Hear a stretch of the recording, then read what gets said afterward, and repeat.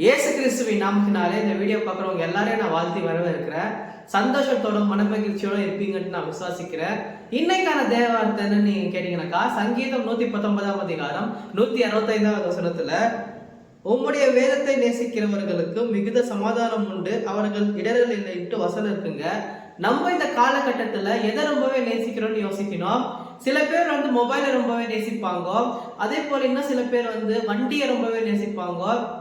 அதே போல இன்னும் சில பேர் என்ன நேசிப்பாங்கன்னு நீங்க கேட்டீங்கன்னாக்கா, யாராவது ஒரு நபரை ரொம்பவே நேசிப்பாங்க. அந்த பர்சன் எனக்கு ரொம்பவே பிடிக்கும் பிரதர் அப்படின்னு சொல்லுவாங்க. இன்னும் பார்த்தாக்கா இன்னும் சில பேர் எனக்கு ஒரு ஹீரோவை ரொம்பவே பிடிக்கும், ஒரு பொலிட்டிக்கல் ஹீரோவை ரொம்பவே பிடிக்கும். இன்னும் சில பேர் எனக்கு கிரிக்கெட் பிளேயர் ரொம்பவே பிடிக்கும், ஃபுட்பால் பிளேயர் ரொம்பவே பிடிக்கும்.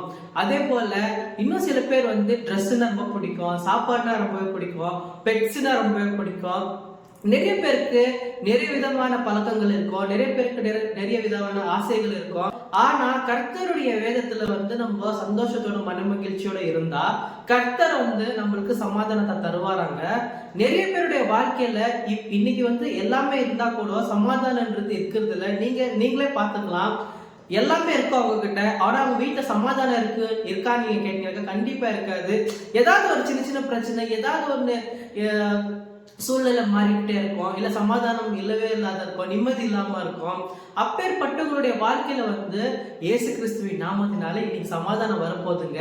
அவங்களுடைய வாழ்க்கையில எப்பேற்பட்ட பிரச்சனைகளா இருந்தாலும் அது சமாதானத்துக்கு ஏதுவா மாறப்போகுது. உங்களுடைய வாழ்க்கையில கர்த்தர் இன்னைக்கு சமாதானத்தை தர போறாரு. என்ன பிரதர், நான் ஒழுங்கா பைபிள் கூட படிக்க மாட்டேன், ஒழுங்கா சர்ச்சு கூட போக மாட்டேன், என்ன பிரதர் எனக்கு சமாதானம் கர்த்தர் தருவாரா பிரதர்? நீங்க என்ன சொன்னீங்க, வேதத்தை யார் நேசிக்கிறாங்களோ அவங்களுக்கு வேண்டிதான் சமாதானம் சொன்னீங்க தானே, அப்ப எனக்கு எப்படி பிரதர் கிடைக்கும் நீங்க யோசிக்கிறீங்களா? இப்ப நீங்க கேட்டு இருக்கீங்க தானங்க, அது கூட கர்த்தருடைய வார்த்தை தானே. நீங்க இப்ப கேட்கறதுனால கூட உங்களுடைய வாழ்க்கையில சமாதானம் வரலாம் இல்லைங்களா? அந்த மாதிரி தான் கர்த்தர் உங்களுடைய வாழ்க்கையில எப்பேற்பட்ட பிரச்சனைகளா இருந்தாலும் அதை இன்னைக்கு தீர்த்து போட போறாருங்க. நீங்க யோசிச்சுட்டு இருக்கீங்க, பிரதர் எனக்கு என்ன பிரச்சனை இருக்குன்னு உங்களுக்கு என்ன பிரதர் தெரியும், நீங்க அங்க போன் மூலியமா பேசிட்டு இருக்கீங்க, நீங்க இந்த வீடியோ மூலியமா பேசிட்டு இருக்கீங்க அப்படின்னு யோசிச்சுட்டு இருக்கீங்களா?